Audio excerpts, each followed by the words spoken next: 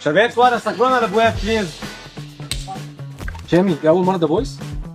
أول مرة ذا فويس كيدز، ما أنا من شوي بطلت كيدز يعني، أول مرة. أول مرة غنيت قدام جمهور؟ ببيروت من تقريبا سنتين، سنة ونص هيك شيء. أول مرة شفت صورتك على بيلبورد في الشارع؟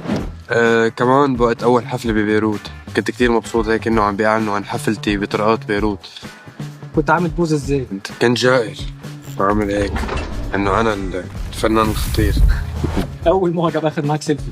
أو كنت لسه بتركيا، كنت عامل غنية أصلا ما بعرف كيف عرف شكلي، أو يمكن مش معجب، هو حب ياخد صورة بس إنه أخذ صورة. أول مرة غنيت أغنية مش ليك؟ بعتقد لسلطان الطرب أبو وديع، حلف القمر. أول مرة حد من العيلة قال لك أنا فخور بيك؟ هي كانت أول حفلة صراحة ببيروت محورية بحياتي، لما صار الحلم الفني تبعي حقيقة واترجم مع الجمهور على أرض الواقع.